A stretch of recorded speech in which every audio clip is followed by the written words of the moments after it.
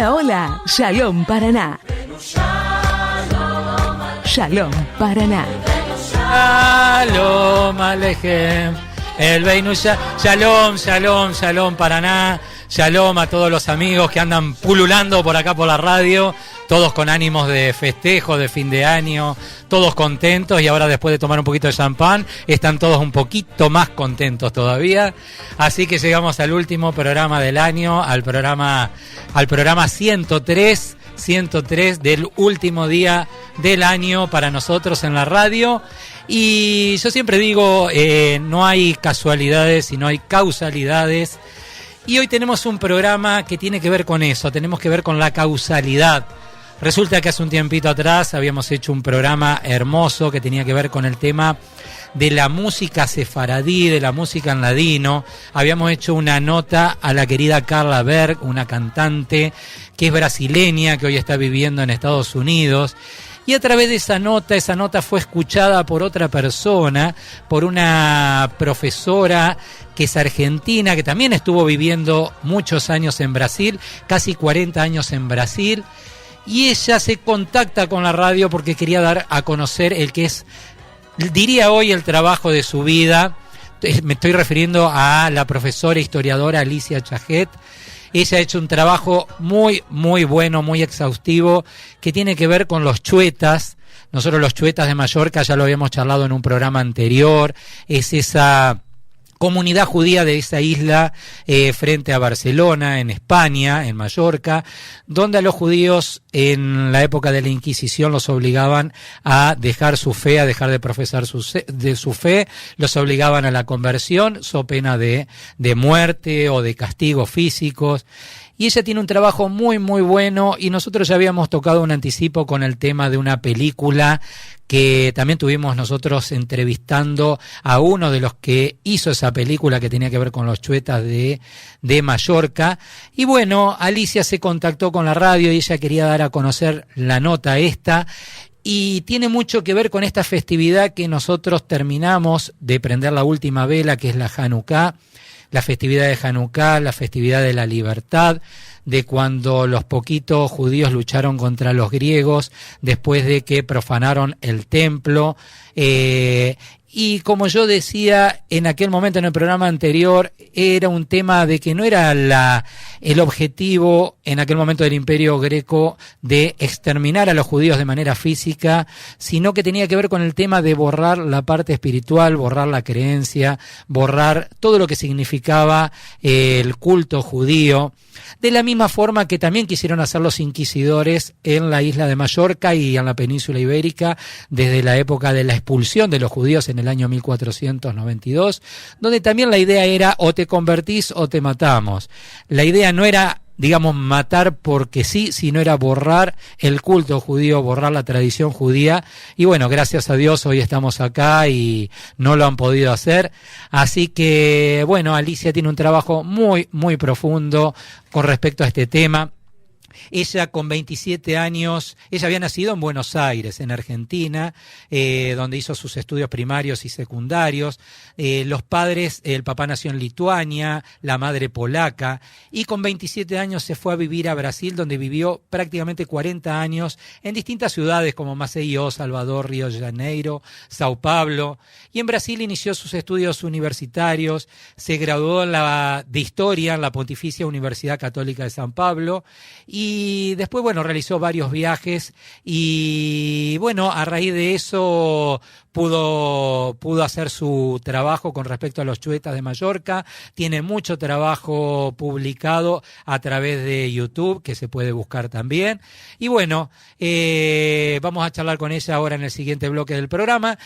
Bueno, estamos nuevamente en Shalom Paraná, el segundo bloque, como siempre, precedido por la presentación de nuestra entrevistada, Alicia Chajet, un tema que hemos charlado en programas anteriores, que tiene que ver con los chuetas, que tiene que ver con la discriminación hacia los judíos, con la persecución que tenemos tanto dentro de nuestra historia. Este es un escaloncito más, un eslabón más de esa historia contada por una profesional que lo viene estudiando hace muchísimos años y en estos minutos que tenemos de programa no podemos abordar la cantidad de material que viene creando, pero bueno, vamos a tratar de dar una idea a nuestros oyentes de qué estamos hablando.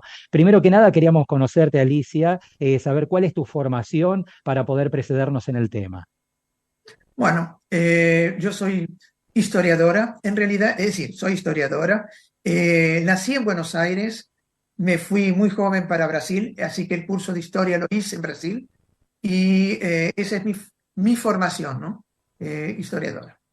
O sea que, claro, tenés un bagaje de estudio que hace que tu trabajo que estás haciendo ahora también tenga un valor académico importante, por eso nosotros lo tomamos en cuenta como un valor fundamental para lo que es nuestra historia. Si bien todavía no estamos introduciéndonos en el tema Chueta, ¿por qué esa historia es la que más te llamó? ¿Por qué Mallorca? No sé qué relación podés tener vos con España, si tenés, o solamente te interesaba el tema. Eso contanos antes de entrar bien en el tema Chueta. Mira, yo siempre digo que en mi historia muchas veces los temas no llegan a nosotros, no nosotros lo elegimos, el tema no se elige.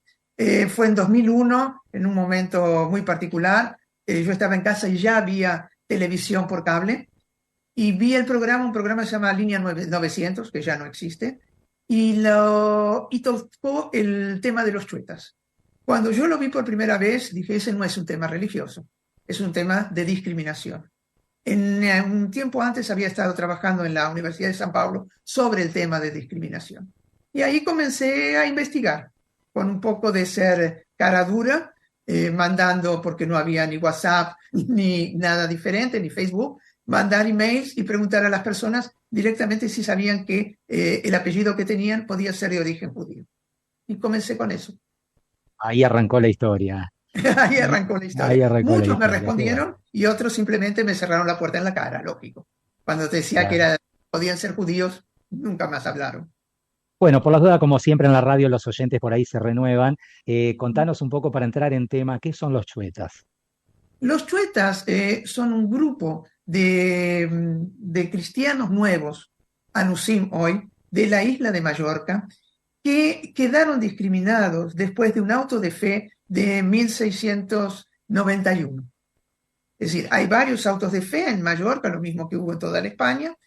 Paró un poco, pararon un poco los autos de fe durante el siglo XV, XVI, el siglo XVII se incrementan mucho. Y en el auto de fe de 1691 hay 15 apellidos que quedan estigmatizados. Los 15 apellidos son, por ejemplo, Bonín, Forteza, Picó, Miró, Vallerola, Pomar, ¿no? Que son, pero que tienen que ser de Mallorca, no los que son de la península. A estas 15 familias, ¿por qué quedan estigmatizadas? Hay dos razones. Una, un libro que escribe un padre que se llama el padre Garó, que es súper agresivo, es terrible leer el libro sobre la descripción del auto de fe, y queda como, digamos, un libro básico contra los chuetas. Y la otra razón es que si quedan colgados en la iglesia todos los San Benitos, no sé si el público sabe lo que es el San Benito, esa vestimenta amarilla, de las personas condenadas. Y cuando se pudrían, las renovaron. Y renovaron solamente los San Benitos de esas 15 personas, de esos 15 apellidos. Ahora, recién dijiste algo que tiene que ver con el tema de los autos de fe. Me tocó leer el libro de que vos dijiste del Francisco Garau, La fe Sí, triunfante, que cuenta sí, los autos de fe de manera muy cruenta. Quería terrible. que nos explicaras, si se puede, de manera sintética, para que la gente entienda que no era fácil, digamos, vivir el judaísmo cuando las amenazas eran como lo que pasaba en el auto de fe. ¿Qué es lo que sucedía en un auto de fe? Un auto de fe era un circo armado por la Inquisición para mostrar poder, en el cual, es decir, las personas eran condenadas. Pero antes de eso había todo un proceso donde las personas iban presas, donde se les quería sacar si eran judaizantes o no, es decir, si tenían costumbres judías o no, eso bajo tortura, lógicamente. Y en algunos casos se les sacaba solamente dinero. porque en realidad una de las razones era que conseguir el dinero de esas personas que tenían, porque eran comerciantes, sacarles el dinero. Si no, en otros casos podían ser azotados, podían utilizar el San Benito, y en último caso los que no abjuraban, es decir, los que no se arrepentían, como el caso de Valls o Tarongí, morían en la hoguera quemados. Y alrededor de eso, como te digo, se armaba un circo. La gente iba, presenciaba, había todo el día anterior, iban todos los padres y los condenados con la cruz adelante. Era un espectáculo. En realidad era un verdadero espectáculo eso. Fiado del circo romano seguramente, digamos, la verdad que la historia se repite. Lamentablemente el judío siempre es el centro, digamos, del castigo, pero uno lo traslada a un par de siglos después y ve ciertas cosas parecidas en el nazismo cuando hablan de una estrella de David amarilla, el tema de también castigar a un pueblo para sacarle los bienes, porque en realidad fue un saqueo muy grande, y cosas que se repiten. No sé si vos coincidís con esa visión. Sí, sí, y fíjate, en esa época hay muchos, hay dos autos de fe, es decir, antes del de 1691 hay uno de 1678, donde son condenados, muy pocos usan el San Benito, son azotados, no hay prácticamente ninguno que muera en la hoguera, pero le sacan absolutamente todo el dinero. Lo deja, la comunidad queda súper pobre. Lógico que eso también trae que a toda la isla de Mallorca quede pobre, porque quienes tenían el capital, porque eran comerciantes, eran importadores, exportadores, eran los cristianos nuevos, ¿no? Claro, ahora la comunidad judía llega a Mallorca por alguna cuestión en particular, digamos, me refiero ya antes de la Inquisición, ¿no es cierto? ¿Tenés idea cómo llegan los judíos a la isla? Hay que entender dónde está la isla, digamos, que está relativamente cerca de la costa de donde estaba Barcelona y ciudades importantes españolas. Sin embargo, se afincan en una isla ahí en el medio del mar. Porque vienen del otro lado, porque están cerca de Italia y porque están cerca de la parte del sur de África. De Se África. que vienen, y ahí tienes un montón de teorías que vienen en el siglo I, después de la era común, porque en el momento que son expulsados, vienen con los romanos. Algunos dicen que existen algunos vestigios del siglo IV de la era común, ¿no? Vas a encontrar un montón de teorías. En historia lo que tenemos es eso. Hay varias visiones de diferentes formas, ¿no? Pero es una época que se supone que llegan y son como comerciantes. Ellos hacen comercio, ¿no? Y en un primer momento la vida de los judíos es tranquila, tanto con los musulmanes como con los católicos. Similar a lo que era en Europa, digamos, en general. En general, no hay problema, ¿no?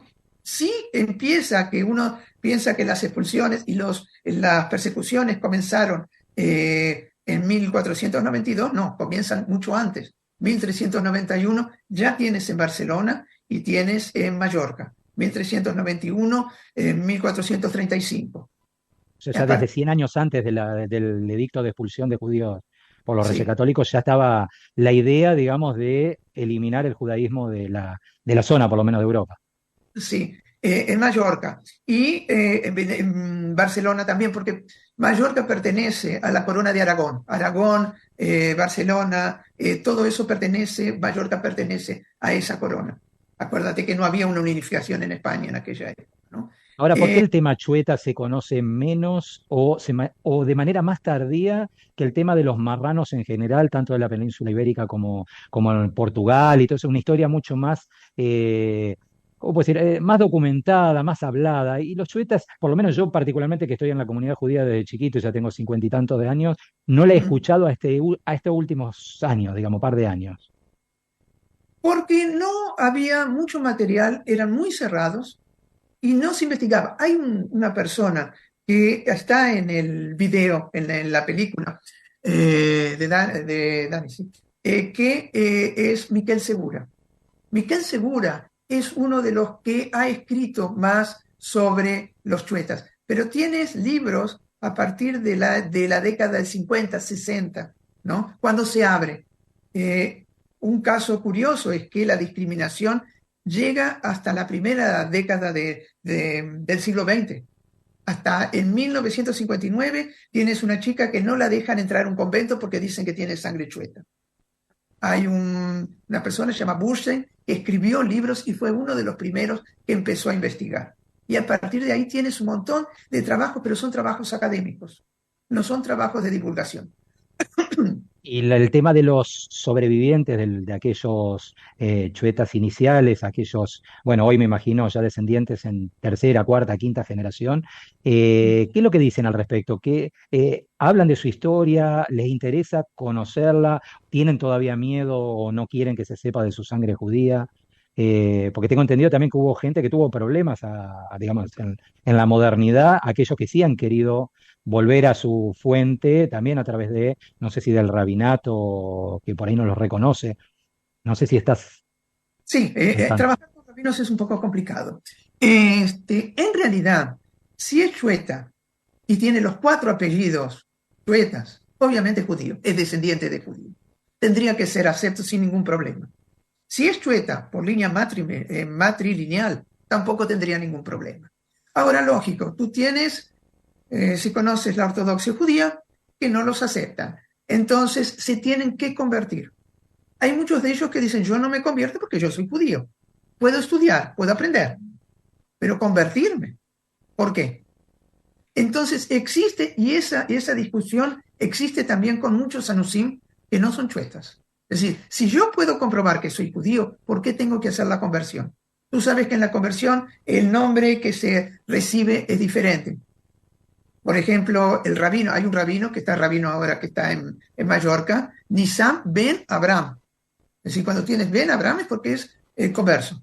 Y él era, no estoy segura si la madre era chueta. Yo no sé si tiene todos los apellidos chuetos. Pero él hizo toda la conversión por el rabinato en Israel, ¿no? Entonces Y- sí, sí. problema. Y ahí, si no me aceptan, ¿por qué no me aceptan? Y ahí tienes otra discusión que no es solo de los chuetas, es de los anusim en general. Claro. ¿Quién quiere volver y hacer todo el trámite religioso? Lo puede hacer. Ahora, en cualquier lugar, tú sabes, no sé cómo es, ya no conozco cómo es allá en Argentina, pero si tú te quieres convertir por una sinagoga masortí, el rabinato aquí no te va a aceptar. Es lo mismo. Sí, sí, sí, acá todavía sigue estando la prohibición de las conversiones después de lo de la Sui Migdal, que es otra Sí. historia también que alguna vez tendríamos que tratar, una historia dolorosa para el pueblo judío argentino. Y Y te quería, brasileño también. sí, te quería preguntar cómo es la vida de los descendientes de los chuetas hoy en Mallorca. ¿Tienen vida normal? ¿También sufren algún tipo de discriminación? ¿Cómo viven ahora? Viven normalmente, no tienen problema. Discriminación, no hagas chuetadas, que es discriminatorio, se sigue oyendo. Ya no están prohibidos o ya no están difíciles los casamientos exogámicos, casamientos endogámicos ya no existen. Hay algunos casos, yo tengo un amigo que los padres no son los dos chuetas y uno de ellos, cuando se fue a casar, la madre de la chica le dijo, es un buen muchacho, pero pena que es chueta. Eso en la década del 80 se oía, ¿no? Pero hoy en día eso ya desapareció. Hay gente joven estudiando el tema. Hay un chico que es filósofo y una chica historiadora que están escribiendo libros al respecto de eso, ¿no? Ahora escuché una opinión en alguna de las notas investigando un poquitito el tema, que dicen de que, digamos, la historia de los chuetas no ha desaparecido gracias a que algunos de sus descendientes han querido retornar al judaísmo. Si no hubiera habido ninguno, como que se hubiera perdido en la historia, digamos, se hubiera muerto, digamos, toda la historia chueta. Yo no sé si coincidís con esa versión. Mira, eso yo nunca lo oí, puede ser. Pero yo empecé en 2001. 2001 no hablaban mucho y en 2001 yo tuve contacto ya con gente de Mallorca, además de los de América Latina. Ya había 2 organizaciones chuetas que se reconocían como descendientes de judíos y no todos estaban convertidos. La mayoría que yo conozco no están convertidos al judaísmo. Uno es el católico apostólico romano 100%, el otro es agnóstico, dentro del del universo, ¿no? Yo creo que en la película está Piñá, que es como de Tony Piñá, que él vuelve al judaísmo, el hermano de él no. Vos tuviste la posibilidad de estar en Mallorca y recorrer Sí, esas callecitas y esa historia. Dicen que se ve todavía algo de la historia judía de la isla. se ve mucho de historia judía, había ahí un mural que es terrible, que es sobre cómo la iglesia adoctrinaba a las personas contra los judíos, ¿no? Que parece un autor, ¿no? Eso. Hay muchas cosas interesantes en Mallorca que puedes ver, que puedes encontrar. Y bueno, es eso la historia. La historia se puede esconder, pero no, de repente siempre sale afuera. Si hay alguien que la quiere estudiar, si hay alguien que la quiere ver y estudiar, sí. Por eso te digo, hasta ahora era mucho a nivel académico. Miquel Segura lo hizo un poco más de divulgación al comienzo ¿cómo se llama? En catalán, ahora ya en español, ¿no? Y él tiene mucha, que no es, ¿cómo se llama? Que no es académico. Inclusive yo con Miquel Segura estuve en algunos congresos junto con él. Sí, ahora lo que me preocupa un poco, no sé si en este tipo de acontecimientos surge lo mismo que por ahí hay en el nazismo o en otro tipo de violencia hacia los pueblos, que es el tema del revisionismo. El revisionismo con respecto a la Inquisición, esos comentaristas que dicen que la Inquisición no era tan mala porque ellos no mataban. Ellos lo entregaban al brazo seglar para hacer lo que ya Sí, habían condenado. Vos has sí. escuchado este tipo de cosas, ¿no es Eso sí, cierto? sí, esas cosas se escuchan. Pero hay tantas, ¿cómo te puedo decir? Si se pueden llamar pruebas o ejemplos, es difícil decir. Lo que sí yo sostengo que no era un problema 100% religioso. Para mí tiene mucho más de económico, porque el establecer la Inquisición en España fue un problema político. La Inquisición moderna es político, económico y que lleva, en el caso de Mallorca, a un problema social terrible. Si Claro. no pueden ser cosas separadas. Y lo malo, digamos, que se entiende perfectamente bien de que en todos los periodos en la historia, digamos, el tema económico ha pasado contra los judíos en especial, también por complicidad de la gente y el pueblo, que no veía quizás en la necesidad económica, pero sin embargo el judío era capital para poder oprimir o para poder exterminar. Hay que Mm. entender de que estas cosas no se hacen solamente porque un gobierno o los que manejan una iglesia pueden llegar a hacerlos de manera propia, digamos. Tiene que haber la gente que apoya, la gente que denuncia, la gente que calla. Ujú. Sí, eso hubo de todo. Gente que denunciaba, y gente que denunció en 1678, fue lo que se llama un malsim, que es alguien de la propia comunidad que denuncia, ¿no? Que es el primer acto de fe fuerte, y es el que denuncia, ¿no? Por razones económicas. No por tener ventaja sobre la Inquisición, sino porque había perdido todo, se había casado con una no judía y no era aceptado dentro de la comunidad judía. Mira vos, algo similar a lo de los capos en los campos de concentración. O sea, También dentro de nuestro pueblo hemos tenido cosas. sí, este es un poco diferente, tiene toda una historia. No se puede, el momento histórico es diferente. Entonces, no se puede hacer una comparación lineal. Pero sí, es alguien dentro que lo hace. Es decir, cada vez que vas estudiando, gente, siempre encuentras cosas más importantes, o cosas diferentes para estudiar. Y dentro de, digamos, como para ya ir cerrando la nota, dentro, me imagino que hace, no son tanta cantidad de apellidos las que nombraste vos hoy como los chuetas o los descendientes. Me imagino que igual no son tantas historias, pero las historias que has estudiado, ¿hay alguna que te haya conmovido de manera particular? ¿Algo que te haya llegado un poquito más que otras en general? Mira, eh, hoy recibí de un amigo ¿cómo se llama?, de México, que también lo voy a entrevistar, una historia que es de Pomar. Y es muy complicada, pero como para decirte que una persona llega a Mallorca en el 36 y no puede salir por la guerra, consigue salir después, va para Francia. En Francia encuentra un judío que le da casa y comida porque él no tiene dinero, no tiene nada, y él le pregunta si quiere alguna cosa y él le dice que no, que ya va a saber por qué. Y tiempo después, él descubre que decían que quien era de apellido Pomar era considerado judío. Mira vos, qué historia. Eso lo vamos a escuchar ahora prontamente. Sí. Yo creo que en 2, 3 semanas me entrevisto a él. Tiene muchas historias, pero esa es una de que me la mandó hoy y que realmente me resultó muy emocionante, porque yo no, es decir, no imaginar que ese apellido podía ser considerado judío en algún otro lugar. Y la otra es la de mi amigo, que la vecina le dice a la suegra, pero es un buen muchacho, pero se va a casar con un chueta, ¿no? Fue en la década de 80. No hace tanto tiempo, mira vos, ¿eh? Y todavía hay No que hace escuchar tanto. este tipo de cosas.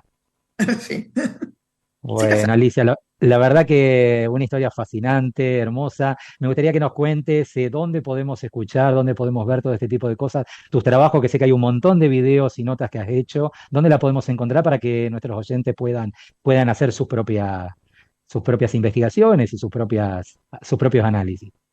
Bueno, es entrar en el YouTube, Alicia Chaqué, Chuetas, una identidad, y ahí van a tener todos los videos, que son 14, que ya no sé cuántos son, ¿no? Porque hay Muchos. varios, muchos.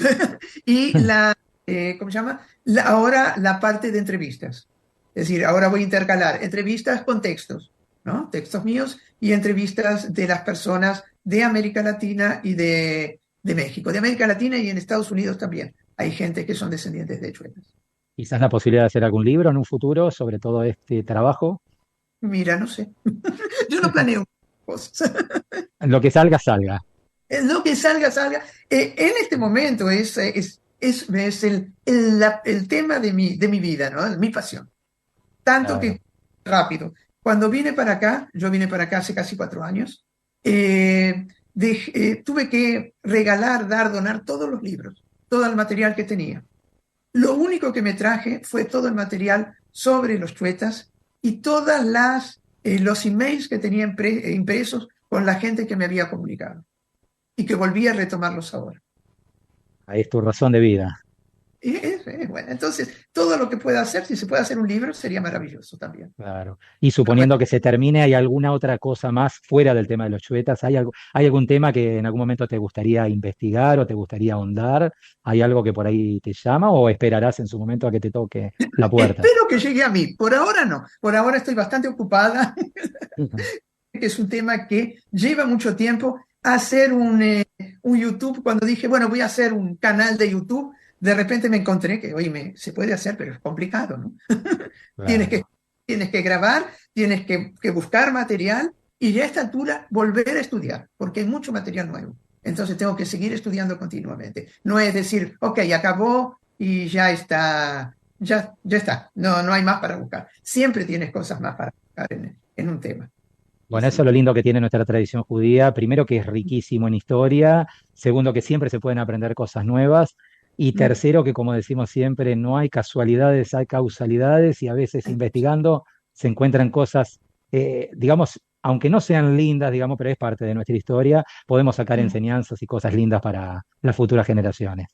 La verdad que sí. Ok. Bueno, Alicia, muchísimas gracias por la nota, te agradecemos mucho y bueno, seguiremos estando al tanto de tus investigaciones y en cualquier momento aparecemos de nuevo con alguna otra cosita para futuros programas. Es un gusto, va a ser un gusto recibirlos. Agradezco mucho, ¿no? La entrevista, la verdad que me dejó muy contenta, muy feliz. Ok. No conoces Paraná, ¿o sí? Para Nano. Te Bueno, digo, puedo ir. No sé, estuve en Argentina para Pesaj y estuve en Buenos Aires solamente, porque viví 41 años en Brasil, mucho tiempo. bueno, pero te invitamos entonces para cuando vuelvas a la Argentina y de paso, si tenés tiempo, algún recorrido digamos, lo que es la zona de los gauchos judíos acá de nuestra provincia de Entre Ríos, tan rica en Sí, historia y tantas cosas lindas que hay para ver, así que tenés que tomarte unos días, por lo menos 3, 4 días para hacer la recorrida. lo voy a tomar con seguridad, te lo prometo. Bueno, con Muchas cosas ustedes, para... Alicia Chajet, desde Israel, brindándonos esta nota. Muchísimas gracias. Y de esta forma Gracias a ustedes. nosotros, como nos despedimos siempre los viernes en nuestro programa, Shabbat Shalom.